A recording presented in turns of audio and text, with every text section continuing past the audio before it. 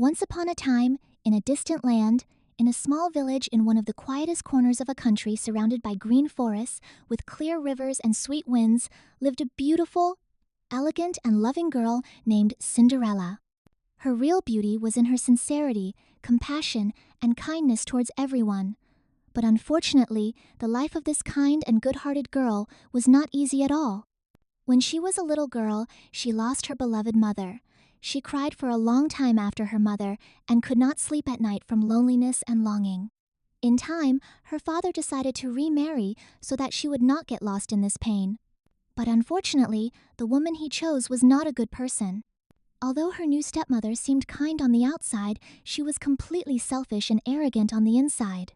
Moreover, this woman had 2 daughters, and they were just as self-centered, spoiled, and cruel as their mother. They did not care about anything other than beautiful clothes, perfumes, mirrors, and compliments, and they were bursting with jealousy in the face of Cinderella's beauty, hard work, and kind-heartedness. Life at home turned into a nightmare for Cinderella over time. Her stepmother and sisters treated her like a servant and made her do the hardest work. She would wake up before sunrise, carry wood, light the fire, and bring water even on cold winter mornings when her hands were freezing. Then she would run to the kitchen and make breakfast for everyone. She would work non-stop throughout the day, sweeping the floors, cleaning the windows, scrubbing the stairs, washing the laundry, and ironing. Then, when all of this was done, she would pick up a needle and thread and mend her sister's clothes, embroider lace, and sew on buttons. Despite all this hard work, she was not appreciated. On the contrary, she was scolded for the slightest mistake.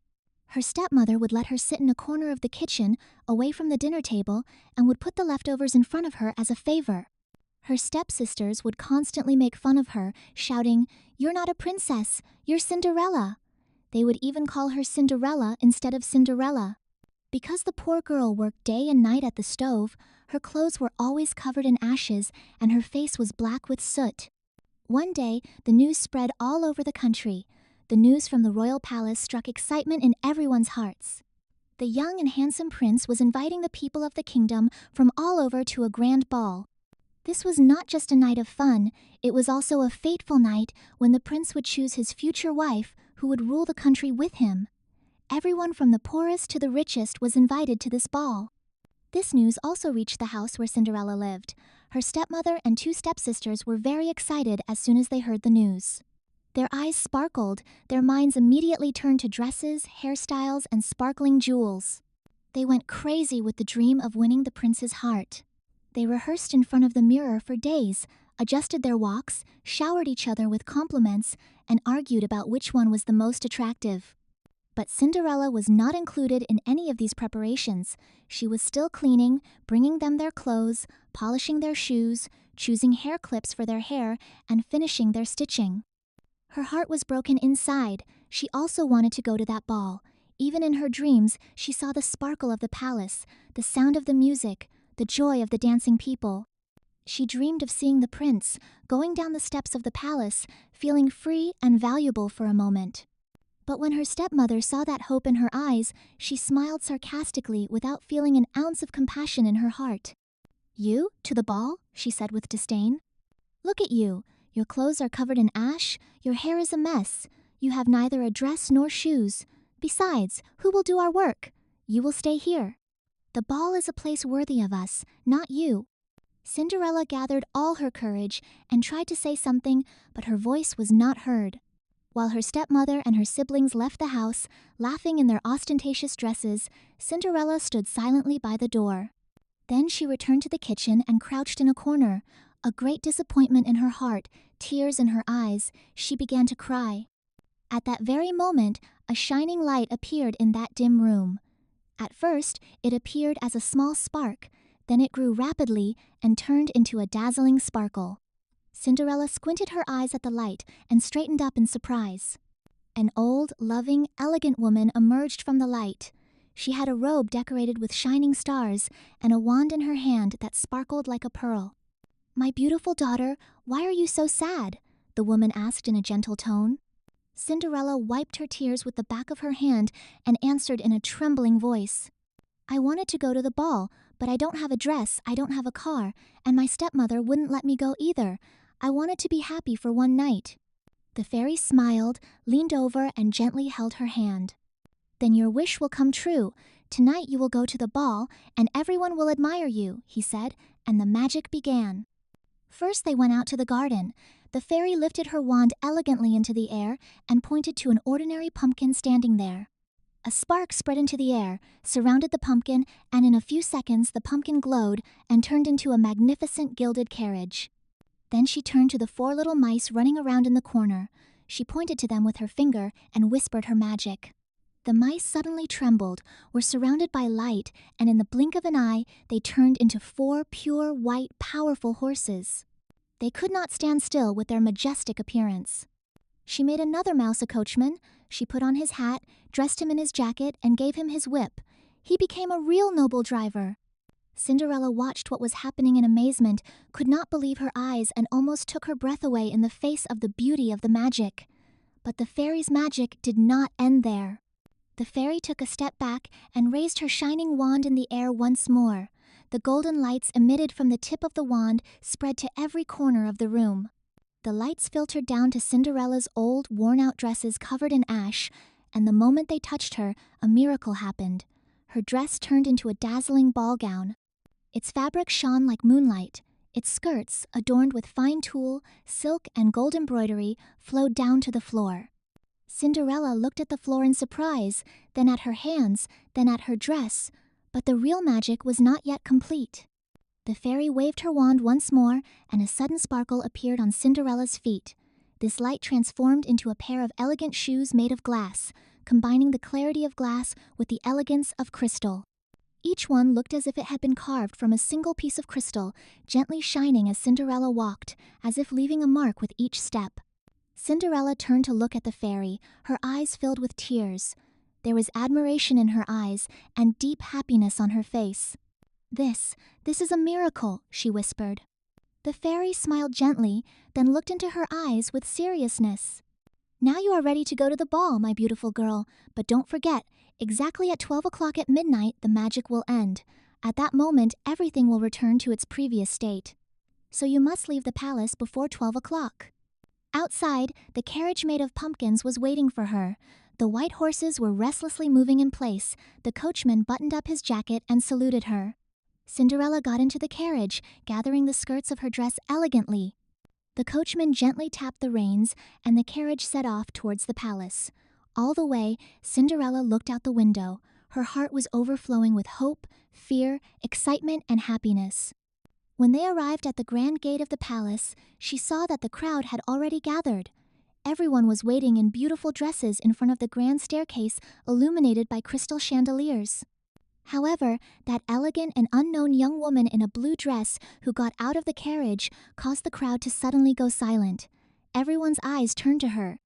No one knew who she was, but everyone thought she was a noblewoman, perhaps even a princess from a distant kingdom.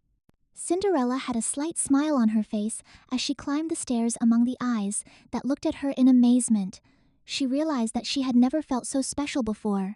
At that very moment, the eyes of the prince standing at the entrance of the grand ballroom turned to her. The prince saw only her in the crowd. Without a moment's hesitation, he passed through the crowd and approached Cinderella and extended his hand to her. "I only want to dance with you tonight, beautiful lady," he said. Cinderella bowed her head gracefully and accepted the prince's offer. Thus, the two of them began to dance together in the middle of the largest hall of the palace. While the lights were reflected from the crystal chandeliers, they were practically floating in the middle of the hall with the music. Everyone watched them with admiration. Cinderella was filled with love. Hours passed. Laughter, music, conversations flew in the air. But Cinderella suddenly remembered the fairy's words. When she looked at the big clock in the hall, she noticed that the hour and minute hands were approaching midnight. Her heart tightened. That magical night would soon end. The prince approached her at that moment to say something, but Cinderella backed away in fear. "I'm sorry, I have to go," he said quickly. The prince was surprised. "But wait, I don't even know your name." Cinderella started running. Her skirts were flying behind her. The glass heels of her shoes gently hit the marble floor. She slipped while walking down the stairs, and one of those unique glass shoes came off her foot. But she didn't have time to stop. She ran without looking back. left the palace gate and jumped into her carriage, and just as she reached home, it was midnight. Just as the clock struck 12, everything suddenly began to change. The lights went out, his clothes turned into old, worn-out clothes, his carriage turned into a pumpkin, the horses turned into mice, and the coachman turned into a little mouse. Cinderella was very happy to be a part of a dream, even if only for one night, and all she had left was a glass slipper. The next morning, there was a great rush in the palace. The prince thought about that mysterious young girl he couldn't get out of his mind all night. That short time he spent with her left an indelible mark on his heart. He didn't know her name or which family she belonged to. All that remained was that small and elegant glass slipper. In the early hours of the morning, he called the most trusted men of the palace to him. He showed them the glass slipper he was holding in his hand and said, "I will marry the one whose foot this slipper fits perfectly. I have given my heart to her. I will not return to the palace without finding her." And so the search began. The prince and the palace guards began to travel every inch of the kingdom. They knocked on every door, from mountain villages to coastal towns, from forest houses to city mansions. Every young girl excitedly tried on the slipper. Some forced their feet to fit, some tried them on shyly, but none of them could fit the unique shoe. One day, the prince and his men arrived at the modest house where Cinderella lived. When they knocked on the door, the stepmother and two sisters immediately ran to the door. Their eyes lit up when they saw the prince. They believed that one of them would marry the prince and become queen. The sisters immediately started trying on the shoe. The older sister bent her toes to put the shoe on her foot, almost holding her breath as she pressed it, but the shoe didn't fit no matter what she did. The younger one stuffed a cloth behind her foot to fit, but the shoe was still too big. The prince sighed deeply and was getting ready to turn around when a light footstep was heard from the back of the house. Cinderella quietly entered the room, her head bowed. She was still wearing her plain, worn-out clothes. However, no matter what she wore, the clarity on her face, the innocence in her gaze, and the sincerity in her eyes were immediately noticeable. The prince paused for a moment as soon as he saw her. He felt a stirring in his heart. "Could this be her?" he whispered to himself. The stepmother immediately stepped forward and hurriedly intervened. "Oh, her? She is our maid. There is no need for her to try it on. It would be a waste of time. She was not with us that night anyway," she said. However, the prince spoke in a serious and definite tone. "No, this young girl should also try on the shoe. Everyone has the same right." At that moment, there was silence in the room. Cinderella slowly walked forward. One of the guards held out the glass slipper on a velvet pillow. Cinderella sat down gently, took the slipper in her hand, and put it on her foot. The slipper fit perfectly as if it had been made for her. Everyone in the room gasped. The stepsisters and their mothers looked at each other in amazement, trying to understand what had happened. The prince smiled, then knelt down on the floor and held Cinderella's hands. "So it was you. I have been looking for you since that night," he said in a whisper. Cinderella smiled slightly and said hopefully, "I hadn't forgotten you either. You are the one who enchanted me and stole my heart. Will you marry me?" asked the prince. Cinderella's eyes filled with tears.